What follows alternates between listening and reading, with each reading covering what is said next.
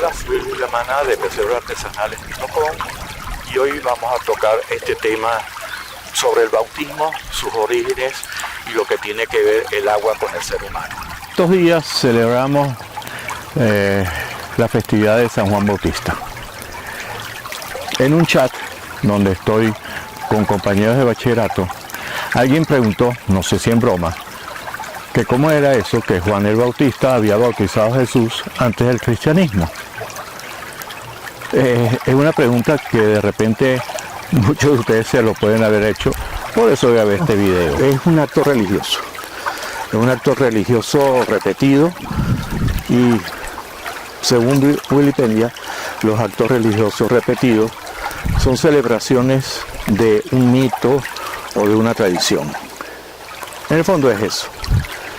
Pero es la tradición del agua. Resulta que la humanidad desde un principio siempre ha tenido una relación con el agua. Las primeras ciudades se hacían al lado de ríos. Una de las primeras civilizaciones que conocemos, por ejemplo, dos grandes ríos, el Éufrates y el Tigris. Y de esa civilización nos queda un relato del principio de la creación de la humanidad. Según ellos, en el principio, Dios creó los cielos y la tierra. Y la tierra era caos y confusión. Y todo estaba cubierto por las aguas. El Espíritu de Dios aleteaba por encima de las aguas. Según los sumerios fue su dios Nanú. Según los egipcios fue su dios Nu. En cualquier caso, es un relato que se parece muchísimo a lo que nosotros conocemos de la Biblia, que Dios separa lo seco de las aguas. En ese primer libro de la Biblia, que para los judíos es el Talmud. En el Talmud, que es la forma como el pueblo hebreo llama a la Biblia, uno de los primeros libros, el Génesis, escrito por Moisés, se habla que en el principio Dios creó los cielos y la tierra era caos y confusión. Y por encima de ese abismo, un viento de Dios aleteaba por encima de las aguas. Los griegos decían, en el principio, Eurynome, la diosa de todas las cosas, surgió desnuda entre el océano primigénico. No encontró nada sólido donde apoyarse y separó el océano del firmamento. Uno de los filósofos griegos, Tales de Mileto, decía que el agua es el principio y del que se pueden explicar todas las cosas. En el Popol Vuh se dice que en el principio nada se manifestaba en la paz de la tierra, sino que estaba el mar en calma y en el cielo toda la estructura de Dios y su expresión.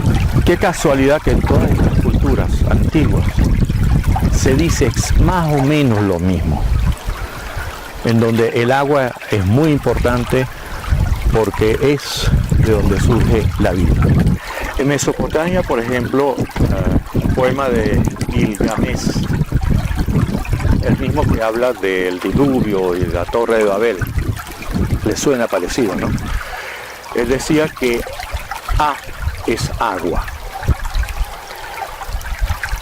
La religión de Zoroastro, que es de esa región, considera que tanto el agua como el fuego, como el aire, son elementos divinos.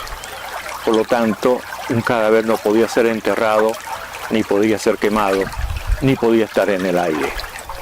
Desde las leyes de Moisés en el judaísmo, es obligatorio lavarse las manos antes y después de comer. En el cristianismo, el agua es bendita, es originario del bautismo. En el budismo hay que lavarse todos los días. Sobre todo los templos contemplaban un lago, una fuente frente a ellos. Igual pasaba con el judaísmo. Antes de entrar al templo había que hacerse abluciones. En el hinduismo, por ejemplo, el río Ganges y otros ríos grandes de la India, hay ceremonias de lavatorio, a pesar que hoy en día está tan contaminado. Los musulmanes en el Islam hay un ritual de purificación con el agua. Hay que lavarse después de hacer el sexo con la esposa. Hay que lavarse antes de la oración, antes de tocar el Corán, el libro sagrado, hay que lavarse las aguas. Y en caso de que no haya agua, pues se puede utilizar arena. Los mexicas, en el antiguo, lo que hoy es México,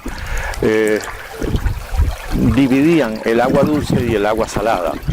El agua dulce era la que corría por los ríos, el agua salada era el reflejo de la divinidad.